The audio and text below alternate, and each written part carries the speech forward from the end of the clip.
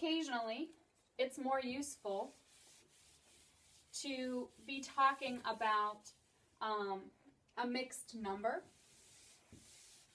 but it's more simple in a lot of cases to use math and compute with improper fractions. So if we are going to switch between them, let's think of, say, cooking.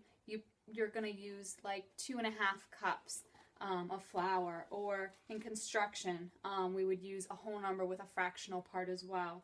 So to go from a mixed number to an improper fraction is important to be able to do so that we can use those numbers to compute things more easily.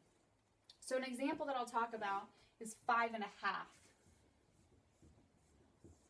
Hopefully you can recognize that this is a mixed number because we have a whole number part and a fraction part.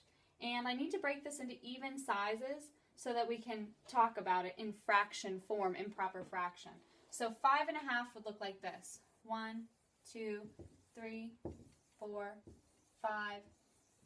And I'm going to take all of these and I'm going to cut this one in half and take half of that.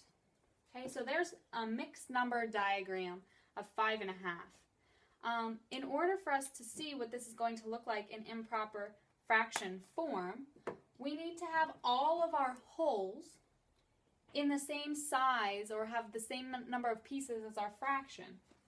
So I'm going to cut each of these complete circles into 2 even parts.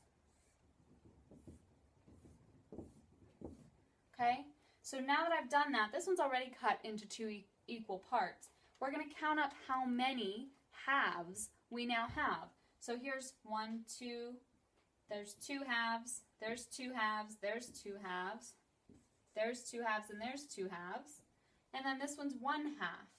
So all together, we have 2, 4, 6, 8, 10, and 1 is 11 halves. Okay? So we have 11 halves is the same as 5 and 1 half. This is the improper fraction. The numerator is larger than the denominator. And the mixed number fraction is what we started with. I'd like to show you another one like this. If we are going from 2 and 5/6, so 2 and 5/6 could look like this.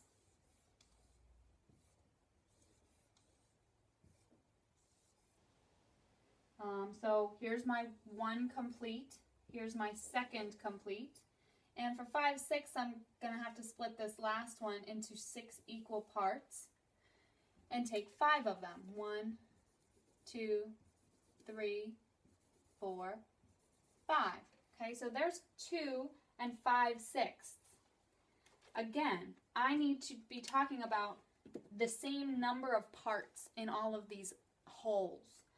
So I need to split these 2 complete squares, or rectangles rather, into 6 equal parts. Well, I'm going to do that the same way that I split this one into 6 equal parts. So it looks like this.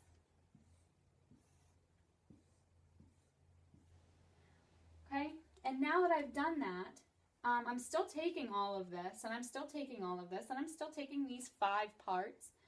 So let's see how many sixths we have all together. Well, I'm taking all 6 of these 6. So that's 6. This is also 6. And this one, remember we had 5.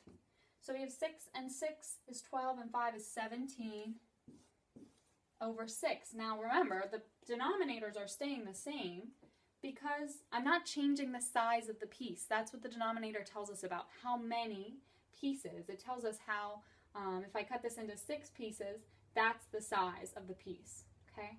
So the denominator is staying the same through this whole thing because the size of the piece we're talking about is staying the same through the whole thing. And it might be possible to do this without drawing out the pictures. That's a little bit tricky. Plus, if we come up with a fraction, or I'm sorry, a mixed number, like 178 over 90, okay, I don't want to draw something and cut it into 90 pieces and shade in 78 of them. there is a way to do these without drawing the diagrams. What I'm hoping that you've seen from this is that each time we had the diagram and we split them into that many pieces, we ended up taking this number times this number as our part that we're now putting in with the fraction. So I had 5 complete circles, and I cut them each into 2 pieces, but I was still taking those 2 pieces. So I had 2, 4, 6, 8, 10, which is 2 times 5. Then I also had this 1 half as well, so I had 10 halves and 1 half, and when I put those together I got 11 halves. The same thing was happening here. I had 2 complete rectangles, and I cut them into 6 equal pieces. I was still taking all 6 of those. I was taking the complete rectangle still. So 2 6s gave me 12, and then I had 5 as well. So 12 and 5 gave us 17. We're still talking about sixths, so 17 over 6 was our improper fraction. So the way that this is usually taught without seeing the diagram, which is important to be able to know why things are happening how they're happening, is that we multiply and then add. So let me show you with 5 and 1 half. 5 and 1 half. We go from the bottom up and we multiply. 2 times 5. Okay? From there, we go up to the numerator and we add that part. So 2 times 5 is 10. 10 plus 1 is 11. Our denominator doesn't change because the size of the piece that we're looking at doesn't change. Same thing happens here. 2 and 5 sixths. 2 and 5 over 6. We start at the bottom. We multiply up. 6 times 2 is 12. And then we add. 12 plus 5 is 17. But denominator stays the same because the size of the piece stays the same. I can now do this fraction, this mixed number, turn it into an improper fraction. Even though it's huge numbers, that's not a problem. 90 times 100 is 9,000. And then I have to add that, so I multiplied there and I'm adding here. I'm adding 78. So I get 9,078 over 90. Okay? So that's how we go from mixed numbers to improper fractions.